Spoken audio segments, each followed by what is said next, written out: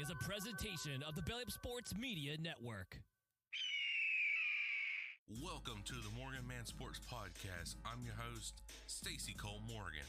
Here on the MorganMan Sports Podcast, we talk Atlanta Falcons news, pre-game predictions, and all other news surrounding the Atlanta Falcons. Touchdown, Atlanta!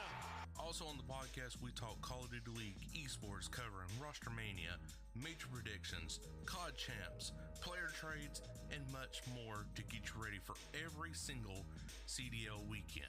Shakeup goes through, and Shakeup snaps, wins the one-on-one in optic with the reverse sweep. If that sounds good with you, put on your Falcons jersey, grab your gaming headset, and let's get this show started.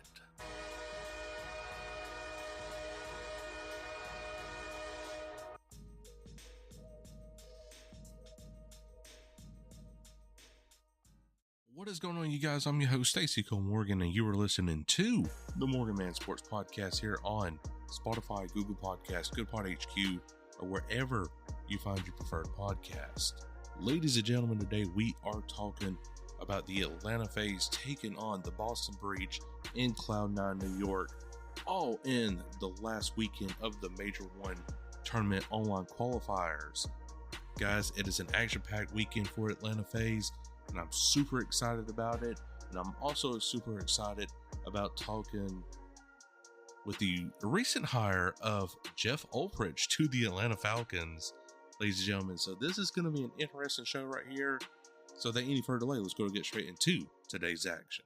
All right, guys. So we are going to start things off with the Atlanta FaZe side of things for the podcast right here, ladies and gentlemen. And before we do go any further, I do want to quickly mention that the full show length is available on and exclusively now on the Belly Up Sports YouTube channel and on their website through the article blog page. That's right, ladies and gentlemen. I will be now exclusively on bellyupsports.com and on the YouTube channel for full show length episodes. But fear not, I will have segments of the podcast here on my personal YouTube channel. I might upload just one segment and then link you to the Belly Up Sports website or their YouTube channel, so that way you can watch the full episode right there. It is still audio only right now with the headliner video background and everything, ladies and gentlemen. I am trying to work on getting the video side up and running where you will see my beautiful face on both sides of the YouTube channels and all that. So I am working on that. I'm still having a lot of issues with my laptop when it comes to recording, and the video is just lagging when playing back. So, but in the meantime, we're still audio only with the headliner background for the video version on YouTube. So I do want to quickly just mention that before we move any further. So getting back on topic with the Atlanta FaZe right here, ladies and gentlemen. So the Atlanta FaZe is ranked 4th. Now in the regular season, they've had a hot win coming off the Minor 1 tournament, had a dominant win against the Minnesota Rocker this past weekend in a 3-1 fashion. Definitely love seeing that. And now they got pretty much an easy schedule for this online qualifiers the last weekend going into the Major 1 tournament. And guys, I'm telling you, I'm super excited about it, honestly. So the Atlanta FaZe will face off against the Boston Breach this Friday, January 24th at 6 p.m. Eastern, and against Cloud9 New York this Sunday, January 26th at 4:30 p.m. So I'm looking forward to it. So let's break down the stats right here. So if you go into overall team stats, I don't really get into much of the individual player stats right here, not unless it is recapping that matchup from the previous weekend. So the Boston Breach, ladies and gentlemen, they are pretty much a good team in statistically every single category right now in the CDL, along with the Atlanta FaZe. So I'll cover Atlanta FaZe's stats in Hardpoint, Search and Destroy, and Control first. So for Hardpoint win percentage, Atlanta FaZe sits number 1 with a 70.6% win percentage. Hardpoint KD sitting at second place with a 1.10. Hardpoint score plus or minus, Atlanta FaZe is in the plus, obviously, with a 29.88, sitting in second place behind Optic Texas. Search and Destroy, Atlanta FaZe is fourth overall in the CDL, sitting at a 54.5% S&D win percentage. Third place in Search and Destroy KD with a 1.04, right above the Boston Breach. Search and Destroy round wins, Atlanta FaZe is third place with a 5.0 win percentage, and Search and Destroy round plus or minus sitting at a third place spot with a 0.64 plus or minus. Now for Control, Atlanta FaZe really is not nowhere in this category in the top 5. Those are the only teams I do cover is in the top 5. And both Boston Breach and Atlanta FaZe is nowhere to be found in the top 5 right here. So I do want to quickly mention that right there. And let alone even New York, Cloud9 New York right here. They're not even in the top 5. Nowhere.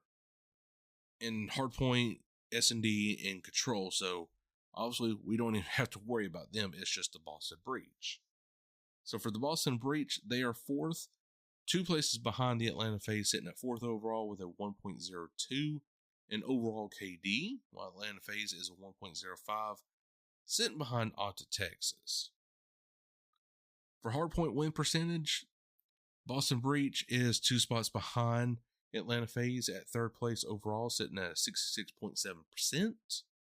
And overall hardpoint win percentage, hardpoint KD, Atlanta FaZe is second, while Boston Breach is third with a 1.04 KD in hardpoints. Boston Breach is in the top 2, sitting at second overall with a 231.33 hardpoint score, just behind Optic Texas. So if I'm Atlanta FaZe, staying on the hardpoint to get the score up is crucial this weekend if you want to beat the Boston Breach. Don't rotate out, don't sub out, stay on the hardpoint, because the longer you stay on it, because obviously Boston Breach, they like sitting on that hardpoint as much as possible when their life depends on it. And it really does. The Atlanta FaZe is going to have to take control of that and prevent Boston Breach from doing it. And then Atlanta FaZe has got to sit on that hardpoint. They cannot, even for 1 minute second, get off that hardpoint, because every point against the Boston Breach will matter this weekend. For hardpoint score plus or minus, the Boston Breach is behind Atlanta FaZe at a 26.42, sitting at third place overall. Now for Search and Destroy win percentage, right here, ladies and gentlemen, Atlanta FaZe only takes over this category in win percentage. But now for the KD ratio, Boston Breach sits behind Atlanta FaZe with a 1.02 in fourth place for KD. For Search and Destroy round wins, Boston Breach sits at fourth overall with a 4.91 and fourth place overall with a 0.45 in the Search and Destroy round plus or minus. And again, Control, Cloud9 New York, and Boston Breach and Atlanta FaZe is nowhere to be found in the top 5. So if you were to ask me, ladies and gentlemen, who is going to win this weekend? Me personally, obviously Atlanta FaZe in both series. Against Cloud9 New York, obviously that should be a 3-0. Atlanta FaZe, that should be their warm-up match going into the Major 1 tournament weekend itself. That will obviously start on a Thursday, go all the way through Sunday, which will be Championship Sunday for the CDL. Now against the Boston Breach, which will be their first opponent, thank Lord, I think this is going to be a 3-1.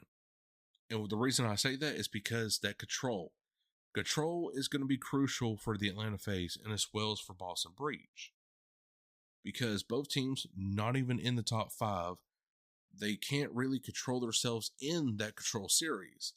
They get a hot streak going, then they lose it in the offensive round or defensive round. They lose lives too quickly. They just don't pay attention as much when the clock is ticking and the hill time is just, coming up slowly. and they're losing progression. So Atlanta FaZe has really got to step things up this weekend. Be aggressive, because I noticed against the Carolina Royal Ravens during the Minor 1 tournament, they were up 2-0. They were up 2-0 against the Ravens, but they were aggressive. They stayed on the Ravens' butts pretty much the entire time, and then they just slipped it away because they thought, hey, we're up 2-0, we can sit back a little bit and win this thing. But no, the Ravens came back, 3-2'd the Atlanta FaZe, and then went into a map 4, which ultimately Atlanta FaZe did win. But still, they could have had a chance to sweep the Ravens during that Minor 1 tournament, but did not do so.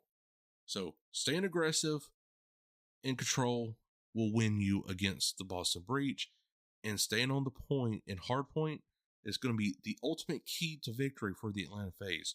No subbing out, no waiting for backup, no waiting for lanes to open, no nothing. If you're a BZ and Salem, you're sitting in that hard point regardless of the situation. I don't care if it's a 4v2. You're sitting in that hill, you're defending it until your last breath, or to your next respawn, whatever. So that is my keys to victory against the Boston Breach right there. And of course for Cloud9 New York, really they're not statistically nowhere in the top 5 or any of these right here, but still that don't mean that they're not going to be a threat. Which I've seen their gameplay style, and they're very good at hardpoint. So they could be a sneaky team on hardpoint, but the way Atlanta FaZe is playing, this should just honestly be a blowout. But again, just don't go into this weekend thinking that you're just going to blow them out, because it could be the other way around, and Cloud9 New York could start turning things around. So now we're going to switch on over, ladies and gentlemen, to the Atlanta Falcons side of things right here. So the Atlanta Falcons has just hired Jeff Ulbrich as the defensive coordinator, coming from the New York Jets. This is an article on AtlantaFalcons.com. Taryn Wack, if I'm pronouncing her name right. Sorry if I am butchering your name. But she is a Falcons digital team reporter. And this article was posted on January 19th, 2025 at 12:06 p.m. Eastern. So she goes into full detail about the Jets' defensive rankings over the years and under Jeff Ulbrich. And Jeff Ulbrich has definitely created a solid defense with the Jets. But this hire seems, I don't know, a little wacky in my opinion. It's like, hey man, you're my best friend. I'm going to give you a job. Thanks, dude. I appreciate that. That's what this hire seems like to me. Yes, I know Raheem Morris is good friends with Jeff Ulbrich. They were together from 2015 to 2020, and of course they had that Super Bowl run, and that defense still then was very great for the Atlanta Falcons.